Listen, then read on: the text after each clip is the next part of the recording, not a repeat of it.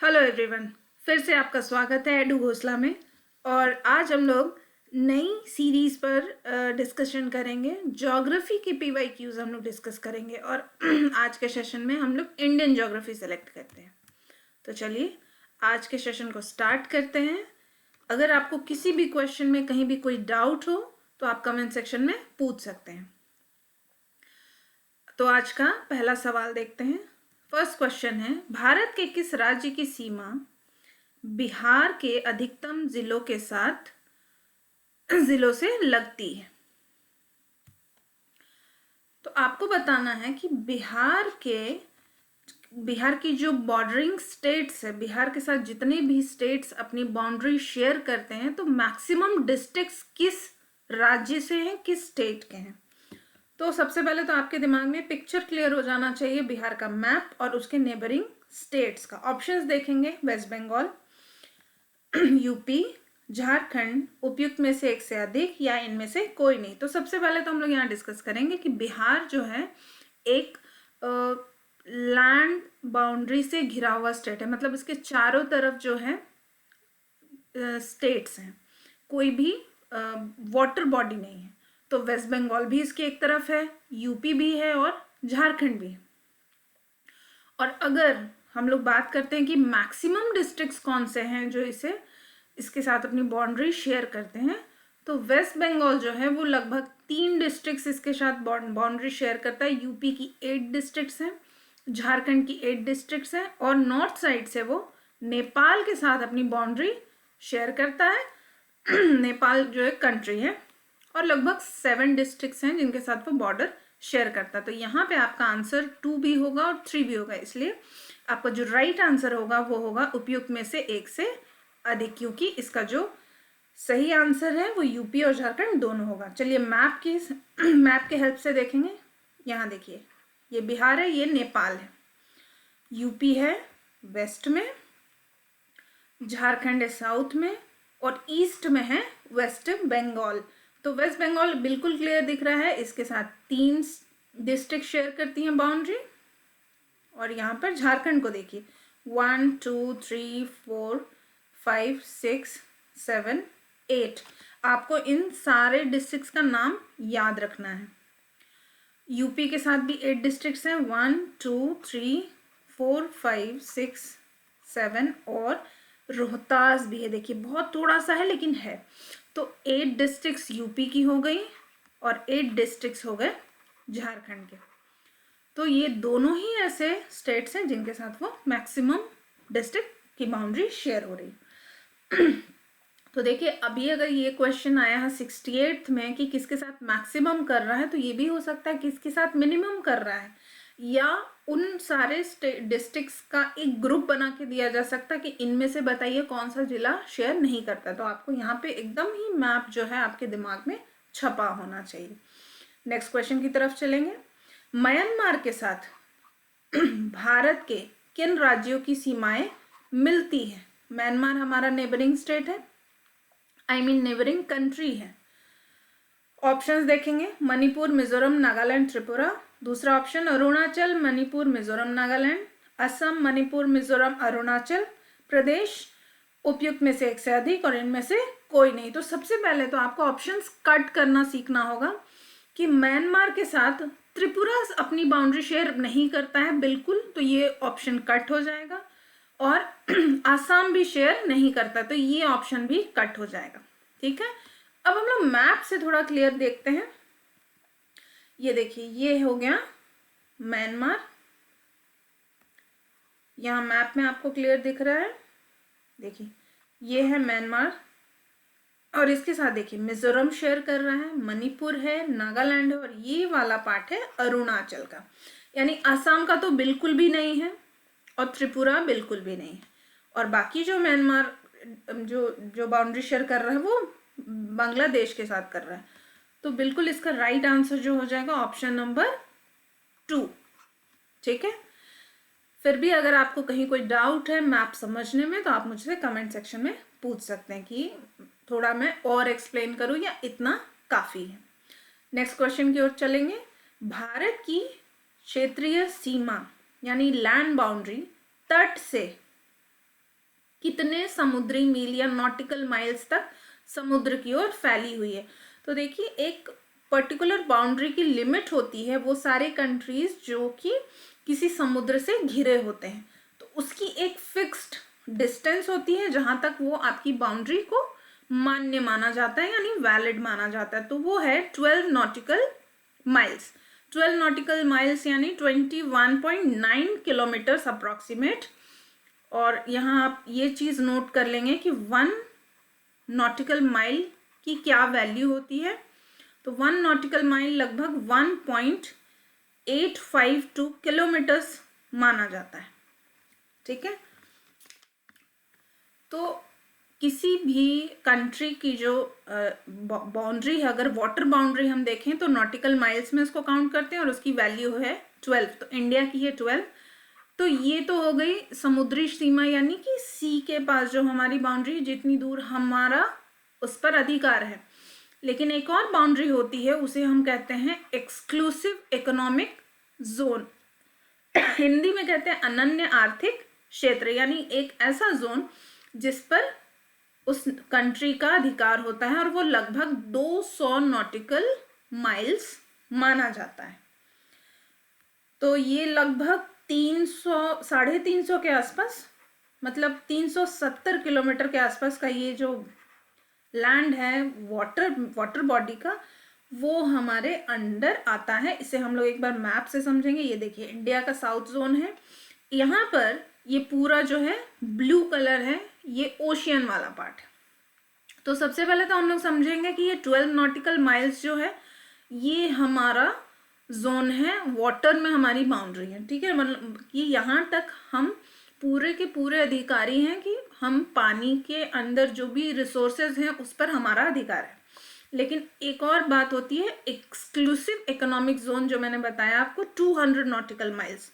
तो 200 nautical miles में तक हम दोहन कर सकते हैं यानी यूज कर सकते हैं।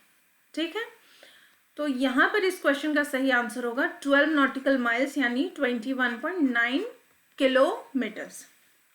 ये एकदम फिक्स डेटा है, आपको हमेशा एग्जाम्स में आएंगे, इसे आप याद रखेंगे। नेक्स्ट क्वेश्चन देखेंगे, भारत और चीन के बीच सीमा रेखा को क्या कहा जाता है। जितनी भी कंट्रीज के साथ इंडिया जो है अपनी बॉर्डर शेयर करता है, बाउंड्री, उसके कुछ डेफिनेट नाम दिए गए हैं। तो इंडिया और चाइना के साथ जो बॉर्डर शेयर करता है इंडिया, ऑप्शंस में देखेंगे McMahon line, red Cliff line, Indira point, Durand line या इनमें से कोई नहीं।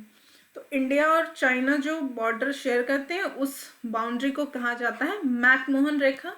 मैप में एक बार देखेंगे, ये देखिए इंडिया का नदर्न पार्ट है, यहाँ आ जाएंगे, ये वाला जो पार्ट है अरुणाचल प्रदेश वाला पार्ट है, ये ऑलरेडी रेड से मार्क्ड है, ये है मैकमोहन लाइन, इंडिया और चाइना की बीच की सीमा रेखा जिसे हम मैकमोहन लाइन के नाम से जानते हैं। आप मुझे कमेंट सेक्शन में बताएंगे कि डूरंड लाइन किस कंट्री के साथ हम शेयर करते हैं, डूरंड लाइन और रेड क्लिफ लाइन। और इंदिरा पॉइंट तो हमारा सदर्न मोस्ट पॉइंट है, इसे हम मुझे बताने की जरूरत नहीं, बहुत सिली सा क्वेश्चन है ये। नेक्स्ट क्वेश्चन देखेंगे, कश्मीर में पहलगाम किस नदी के किनारे बसा है। पहलगाम एक जगह है, आप इसे टूरिस्ट स्पॉट भी कह सकते हैं, बहुत खूबसूरत सी जगह है। किस नदी के किनारे बसा है, ऑप्शन देखेंगे श्योक, झेलम, लिद्दर, चिनाब, उपयुक्त में से कोई नहीं है, उपयुक्त में से एक से अधिक। तो पहलगाम जो है वो लिद्दर नदी के किनारे बसा हुआ है। ये अनंतनाग जिला में आप इसे देख सकते हैं। पहलगाम अनंतनाग जिले का एक छोटा सा कस्बा है जो बहुत ही खूबसूरत है, और जब लोग अमरनाथ यात्रा के लिए जाते हैं तो यहाँ ज़रूर स्टे करते हैं, और ये बहुत ही खूबसूरत जगह है, पर्यटन स्थल है। नेक्स्ट क्वेश्चन देखेंगे, भौगोलिक क्षेत्र की दृष्टि से यानी ज्योग्राफिकल एरिया के हिसाब से भारत के निम्न जिलों में से कौन सा जिला सबसे बड़ा है। ऑप्शंस देखेंगे लेह, कच्छ, जैसलमेर, बाड़मेर, उपयुक्त में से एक कोई नहीं या उपयुक्त में से एक से अधिक। तो भौगोलिक क्षेत्र यानी ज्योग्राफिकल जो एरिया है हमारा, उसके हिसाब से जो जिला है सबसे बड़ा वो होगा कच्छ जिला। कच्छ जिला मैप में हम लोग एक बार देख लेते हैं, ये हमारा गुजरात। अगर आपको मैप याद हो इंडिया का, तो ये वाला जो पार्ट है हमारा, ये गुजरात है, इसका मैप है यहाँ। और ये देखिए ये है कच्छ जिला, ये देखिए यहाँ पूरा ये बहुत बड़ा है, यानी कि ये सबसे बड़ा जिला है पूरे भारत का ये। ठीक है, याद रखेंगे सभी। और आप मुझे कमेंट सेक्शन में बताएंगे कि कौन सा जिला जो है भारत का सबसे छोटा जिला है। नेक्स्ट क्वेश्चन देखेंगे, एशिया की सबसे बड़ी और ताजे पानी वाली गोखुर झील ऑक्सबो लेक बिहार में कौन सी है? सबसे पहले यहां समझेंगे, गोखुर लेक यानी ऑक्सबो इस तरह की एक झील बनती है, यहाँ पानी जमा हो जाता है तो इसे हम ऑक्सबो कहते हैं, यानी कि बैल के सींग की तरह का ये शेप बन जाता है और ये मीठे पानी की झील होती है। ठीक है, तो एशिया की सबसे बड़ी ताजे पानी वाली गोखुर झील बिहार में कौन सी है? ऑप्शंस देखेंगे, घोघा झील, कांवर झील, अनुपम झील, कुशेश्वर झील या इनमें से कोई नहीं। इसका जो सही आंसर हो जाएगा वो हो जाएगा कंवर झील या कांवर झील। हमने पिछले क्लासेस में भी इसको एक बार डिस्कस किया है। कंवर झील जो है एशिया की सबसे बड़ी है, पूरे विश्व की नहीं, ध्यान दीजिएगा, यहाँ एशिया की सबसे बड़ी मीठे पानी की गोखुर झील है और ये एक बर्ड सेंचुरी भी है, बेगूसराय जिले में स्थित है। और इस झील में कहाँ का पानी आता है, किस नदी का? गंडक, बिया और करेह नदी के संगम से पानी आता है, तब इस झील का निर्माण होता है। ऑक्सबो लेक कहते हैं इसे, कंवर झील। नेक्स्ट क्वेश्चन देखेंगे, गंगा के मैदान को डैश के रूप में वर्णित किया गया है, तो गंगा के मैदान को किस रूप में जाना जाता है? ऑप्शंस देखेंगे, पेडी प्लेन, पेनी प्लेन, जियोसिंक्लाइन, कास्ट प्लेन या इनमें से कोई नहीं। तो देखिए ये सारे जो ऑप्शंस दिए गए हैं, पेडी प्लेन, पेनी प्लेन, ये सारे जो है हिंदी में भी हम लोग इसे यही कहते हैं, इसलिए मैंने इंग्लिश में ही लिखा है। तो सबसे पहले समझेंगे, गंगा के मैदान जो है, आपको मैंने पहले भी बताया है कि गंगा नदी जब बह के मैदान, गंगा नदी क्या है हमारा इंडो गैंजेटिक प्लेन जो है, गंगा का विशाल मैदान बनाता है। तो ये ऑफ कोर्स जब गंगा का मैदान है यानी कि वो प्लेन है, प्लेन एरिया है। और ये जो है हमारे फुट हिल्स जोन का पार्ट है, जहाँ पे नदियाँ डिपॉजिट्स करती, यानी जितनी भी निक्षेप लेके जो बह रही है नदियाँ, हिमालय से निकल के जितनी भी नदियाँ नीचे आ रही हैं, अपने साथ ढेर सारा डिपॉजिट लेके आ रही हैं और यहाँ डिपॉजिट करती है, जिससे गंगा का मैदान तैयार होता है।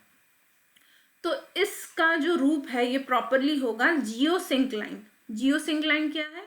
वो सारे सेडिमेंट्स एक जगह इकट्ठा होके एक सिंक की तरह बनाते हैं, एक डिप्रेशन बनाते हैं। ठीक है, इसे ही हम कहते हैं जियोसिंक्लाइन। और ये बहुत ही फर्टाइल होता है, बहुत प्रोडक्टिव होता है, बहुत उपजाऊ होता है। गंगा का मैदान इसलिए बहुत ही उपजाऊ क्षेत्र है, तो ये जियोसिंक्लाइन कहलाता है। नेक्स्ट क्वेश्चन देखेंगे, दंडकारण्य क्षेत्र किस राज्य में स्थित है?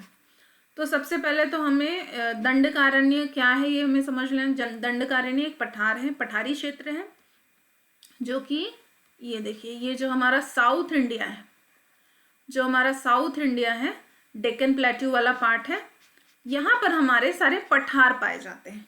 ठीक है, ऑप्शंस देख लेंगे, ओडिशा, छत्तीसगढ़, आंध्र प्रदेश, तेलंगाना, इनमें से कोई नहीं या इनमें से एक से अधिक। तो ये क्वेश्चन बहुत ही इंटरेस्टिंग है। दंडकारण्य क्षेत्र जो है, हम लोग यहाँ जिले की बात नहीं कर रहे, दंडकारण्य एक एरिया है, एक पठार का क्षेत्र है जो जिसकी बाउंड्री किसी एक स्टेट में नहीं आती, ये 3-4 स्टेट में पड़ती है। उड़ीसा में भी है, छत्तीसगढ़ में भी थोड़ा सा पार्ट है, आंध्र प्रदेश में भी और तेलंगाना में भी। तो इसका जो आंसर हो जाएगा 5, यानी इनमें से एक से अधिक इसका आंसर है। मैप में हम लोग एक बार देखेंगे, यहाँ देखिए बहुत सारे प्लेट्यूज हैं जो इंडिया में पाए जाते हैं, हम लोग को देखना है ये पर्पल प्लेट्यू। यहाँ देखेंगे ये है दंडकारण्य का पठार, और ये जो पठार है इन सभी क्षेत्रों में, सभी राज्यों के थोड़े थोड़े से हिस्से में आता है। तो दंडकारण्य का पठार इन सभी राज्यों में पाया जाता है। अगला क्वेश्चन देखेंगे, निम्न हिमालय पर्वत श्रेणियां यानी लेसर हिमालय की जो पर्वत श्रेणियों में से किस पर्वत श्रेणी को अटल टनल पार करती है?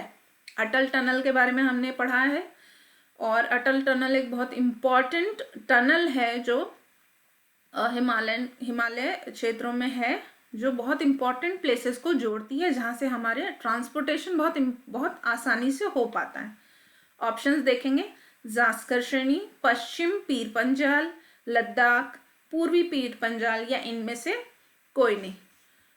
तो अटल टनल जो है वो ईस्टर्न पीर पंजाल श्रेणी में है, जो लेसर हिमालय से अन्य पर्वत श्रेणियों को जोड़ती है। और ईस्टर्न पीर पंजाल ये जम्मू कश्मीर में है। अटल टनल की कुल लंबाई, ये बहुत इंपॉर्टेंट है ये डेटा, इसको आपको याद रखना है। 0.02 भी याद रखना है, क्योंकि एग्जाम में पर्टिकुलर डेटा आता है। 9.02 किलोमीटर्स है। ये मनाली से लेह को जोड़ती है, और हमारे जो अभी प्रेजेंट प्रधानमंत्री है उन्होंने ही इसका उद्घाटन किया था अक्टूबर 2020 में। तो हिमालय पर्वत श्रेणी में पीर पंजाल जो है अटल टनल को पार करती है। पीर पंजाल से अटल टनल पार होके जाती है और मनाली से लेह को जोड़ती है। नेक्स्ट क्वेश्चन देखेंगे, जवाहर सुरंग का निर्माण निम्न में से किस दर्रे के अंतर्गत किया गया है? तो जवाहर टनल की बात आ गई, अभी हमने पढ़ा अटल टनल, ये है जवाहर टनल। शिप किला, ये सारे जो हैं माउंटेन पासेस हैं, ठीक है। शिप किला, बनिहाल दर्रा, बरालाचला, रोहतांग दर्रा। तो ऑप्शंस एक बार देखें,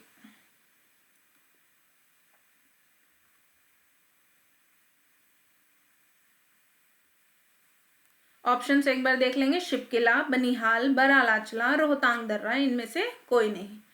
इसे हम लोग देखेंगे, बनिहाल दर्रा जो है यहाँ है जवाहर टनल, और ये टनल बहुत इम्पॉर्टेंट है क्योंकि ये कश्मीर घाटी को भारत से जोड़ती है। मतलब अगर जवाहर टनल ना हो तो हम लोग कश्मीर और भारत का जो संपर्क है, जो कनेक्शन है, वो नहीं हो पाएगा।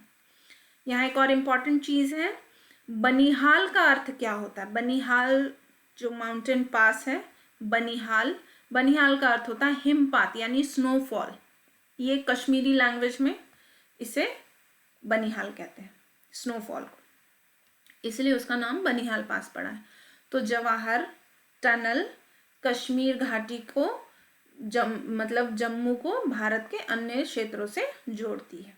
याद रखेंगे, बनिहाल दर्रा है जिसका निर्माण जवाहर सुरंग का निर्माण बनिहाल दर्रे के अंतर्गत किया गया।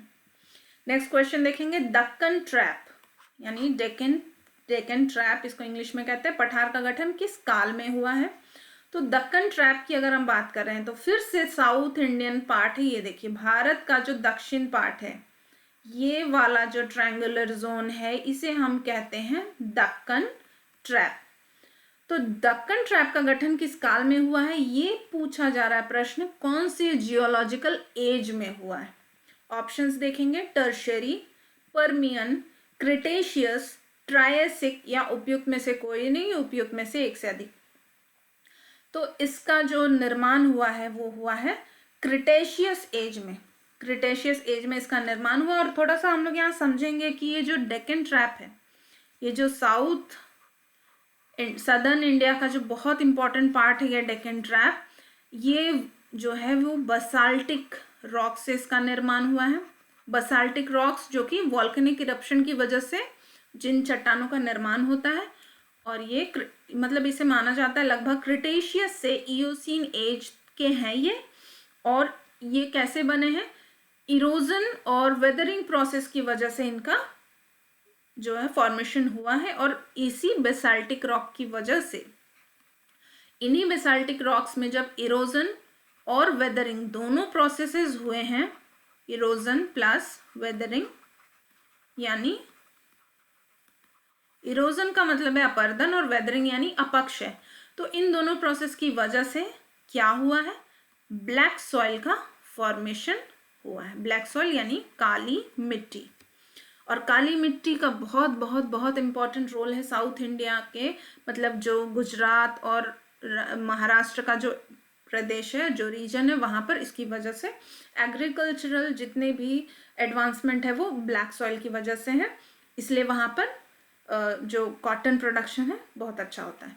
तो यहाँ देखेंगे क्रिटेशियस एज याद रखेंगे, और इसका जो फॉर्मेशन है बेसाल्टिक रॉक्स से बना हुआ है, ये याद रखेंगे, और इसकी एज याद रखेंगे, यानी ये क्रिटेशियस से इयोसीन एज के बीच में इसका विकास हुआ है।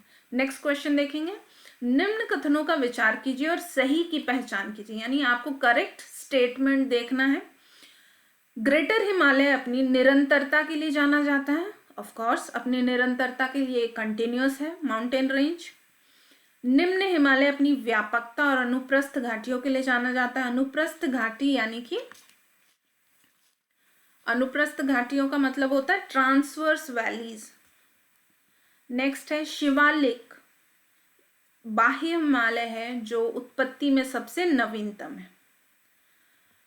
तो यहाँ देखेंगे ग्रेटर हिमालय अपनी निरंतरता के लिए जाना जाता है, तो मुझे ये आपको देखना ये बिल्कुल सही है, ये कंटिन्यूअस माउंटेन रेंज है।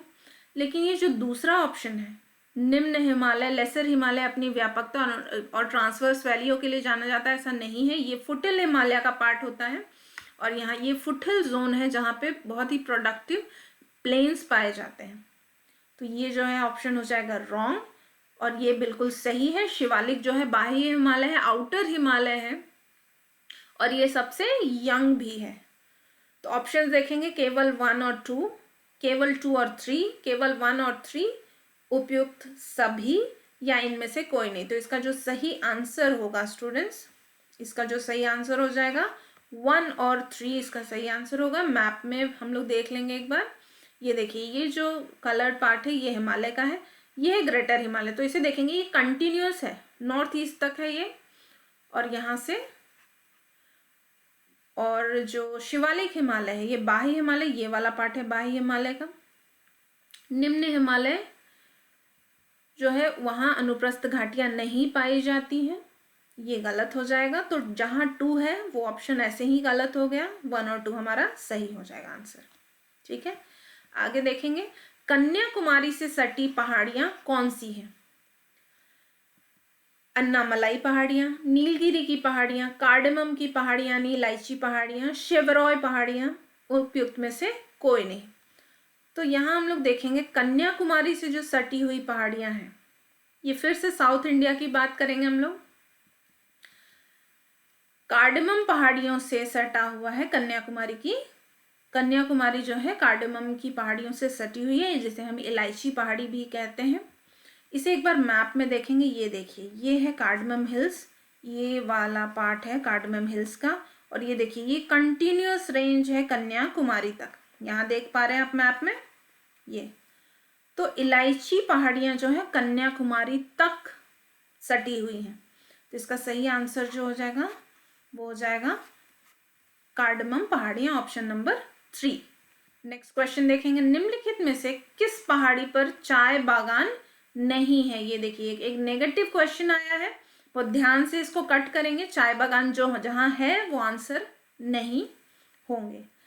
कानन देवन सही है, यहाँ चाय बागान है, ये वेस्ट बंगाल में है। नीलगिरी की पहाड़ियाँ तो फेमस है, दार्जिलिंग भी फेमस है चाय के लिए। गिरनार की पहाड़ी जो है वहाँ चाय बागान नहीं है, गिरनार की पहाड़ियाँ जो है वो कहाँ है? राजस्थान में है, राजस्थानी गुजरात में पाई जाती है गिरनार की पहाड़ियाँ। और क्योंकि ये एक एरिड जोन है, सेमी एरिड भी बोल सकते हैं, यानी ऐसे समझ सकते हैं ये थोड़ा गर्म स्थल है, और चाय की खेती के लिए हमें थोड़ा सा मॉइस्ट यानी कि आर्द्र, थोड़े से गीलापन, थोड़ी बारिश, थोड़ी ठंडक वाला मौसम चाहिए। तो गिरनार की पहाड़ियों में चाय बागान नहीं है, ये ऑप्शन हो जाएगा आपका सही आंसर। गिरनार की पहाड़ी गुजरात के जूनागढ़ में या चाय बागान संभव नहीं है, क्योंकि यह अर्ध शुष्क क्षेत्र, शुष्क यानी कि ड्राई है। ये देखिए यहाँ पर गुजरात जो है ये डेजर्ट के बगल में है, तो ये एक ड्राई जोन है। नेक्स्ट क्वेश्चन देखेंगे निम्नलिखित में से कौन सा जिला जो है धारवाड़ भूस्तरीय रचना वाला नहीं है? फिर से हमें ऐसा देखना होगा जो बिहार का जो भी जियोलॉजिकल स्ट्रक्चर है, जिस स्ट्रक्चर में धारवाड़ श्रेणी में जो जिले आते हैं उसे ध्यान से आपको देखना है। इस मैप को मैंने पहले भी डिस्कस किया है, अगर आपको याद हो तो आप एक बार में इसका आंसर करेंगे। मुंगेर, रोहतास, जमुई, नवादा या इनमें से कोई नहीं। तो देखिए, अगर आपको मैप याद हो तो धारवाड़ जो चट्टानें हैं वो मुंगेर में पाई जाती हैं, जमुई में है, नवादा में, रोहतास में नहीं है। ठीक है, मैप की सहायता से भी हम लोग देख सकते हैं। ये देखिए, ये है जियोलॉजिकल मैप है बिहार का।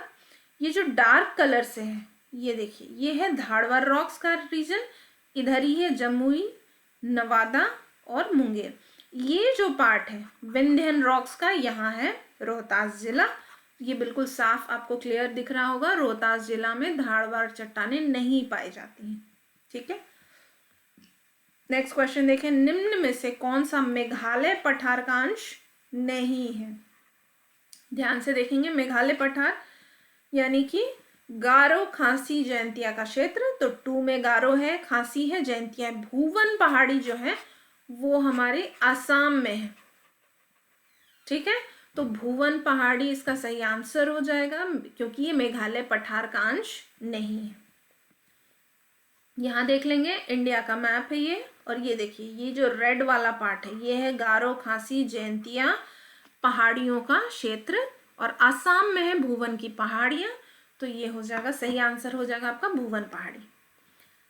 नेक्स्ट क्वेश्चन देखेंगे, वह दर्रा, यहाँ माउंटेन पास की बात होगी, जो सर्वाधिक ऊंचाई पर अवस्थित है, यानी जो सबसे हाईएस्ट पर है। ऑप्शंस देखेंगे, जोजिला, रोहतांग, नाथुला, खैबर, इनमें से कोई नहीं। तो सबसे पहले तो खैबर को काट देंगे, क्योंकि खैबर जो है पाकिस्तान में, तो खैबर हमारा होगा नहीं। अब जोजिला, रोहतांग और नाथुला को देखेंगे। चलिए मैप देख लेते हैं एक बार। यहाँ है जोजिला पास, यहाँ है रोहतांग पास, ये देखिए, ये है रोहतांग पास, ये है जोजिला पास, और यहाँ है नाथुला पास। ठीक है, नाथुला पास है हमारे सिक्किम में, रोहतांग पास है उत्तराखंड में, हिमाचल में, और जोजिला पास है लेह लद्दाख में। तो इसका जो सही आंसर होगा वो होगा नाथुला, क्योंकि यहाँ सबसे ऊंचे ऊंचे पहाड़ यानी कि माउंट एवरेस्ट भी इसी तरफ में है, तो जितनी ऊंचाई है वो हमारे सिक्किम की तरफ है। नाथुला जो है सबसे ऊंचा हो जाएगा। नाथुला की ऊंचाई देख लेंगे, 4310 4310 मीटर्स। इसका सही आंसर होगा नाथुला। नेक्स्ट क्वेश्चन देखेंगे, निम्नलिखित में से किस पहाड़ी पर पूर्वी घाट पश्चिमी घाट से मिलता है? ये बहुत इंपॉर्टेंट क्वेश्चन है, कई एग्जाम्स में आ चुके हैं। पलानी पहाड़ी, अनाईमुडी पहाड़ी, नीलगिरी पहाड़ी, शेवरॉय पहाड़ी, या इनमें से कोई नहीं।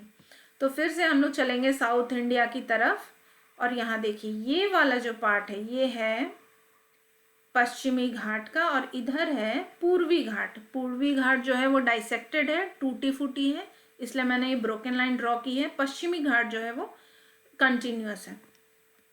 तो ये दोनों जो मिलते हैं जहाँ, वहाँ है नीलगिरी की पहाड़ियाँ, वहाँ नीलगिरी की पहाड़ियों के पास ये मिलते हैं। मैप से हम लोग एक बार देख लेंगे, पूर्वी और पश्चिमी घाट आकर मिलते हैं, और सबसे ऊंची जो चोटी है वो डोडा बेटा है पश्चिमी घाट की, और दक्षिण भारत की दूसरी ऊंची चोटी जो है वो नीलगिरी के पास है। पर्यटन स्थल भी है नीलगिरी में, और ये ही नीलगिरी की पहाड़ी है जहाँ पर पूर्वी घाट पश्चिमी घाट से मिलता है। तो यहाँ पर आप देख लेंगे मैप में, पश्चिमी घाट और पूर्वी घाट जहाँ मिलते हैं वहीं पर है नीलगिरी की पहाड़ियाँ। नेक्स्ट क्वेश्चन देखेंगे, निम्नलिखित भू आकृतियों में से किसके द्वारा बिहार राज्य का उत्तर पश्चिमी भाग घिरा है, यानी नॉर्थ वेस्टर्न पार्ट किससे घिरा हुआ है, किस भू आकृति से? सोमेश्वर पहाड़ी श्रेणी, कैमूर पठार, नवादा पहाड़ी प्रदेश, राजगीर पहाड़ी प्रदेश, और इनमें से कोई नहीं। तो यहाँ देखेंगे, बहुत क्लियर आंसर दिख रहा है मुझे, आप समझेंगे। कैमूर जो पठार है वो दक्षिण में है, साउथ में है, नवादा भी साउथ में, राजगीर भी साउथ में। सोमेश्वर की जो पहाड़ श्रेणी है, पहाड़ी, ये है हमारे नॉर्थ वेस्टर्न पार्ट में, उत्तर पश्चिमी भाग में है सोमेश्वर का पहाड़ी श्रेणी। देखिए, ये सही आंसर है, सोमेश्वर पहाड़ी श्रेणी। इसकी जो एवरेज जो इसकी चौड़ाई है 4 से 6 किलोमीटर है और इसकी जो लंबाई है, जो हाइट है 450 मीटर है। तो सोमेश्वर पहाड़ सबसे पहले आपको याद रखना बिहार में है, और बिहार की कौन सी बाउंड्री में है, वो बॉर्डर पर है, नॉर्थ वेस्टर्न पार्ट में। तो ये था हमारे सेशन का आज का लास्ट क्वेश्चन। तो थैंक यू स्टूडेंट्स एडू घोसला में बने रहने के लिए। अब हम लोग मिलेंगे नेक्स्ट सेशन में कुछ और इंडियन ज्योग्राफी के क्वेश्चंस लेके, और आप लोग तैयारी करते रहें। और 70th BPSC में आपके PYQs का बहुत इंपॉर्टेंट रोल है, बार बार इसे रिवाइज करें, कॉन्सेप्ट को क्लियर करें। थैंक यू हमारे साथ बने रहने के लिए।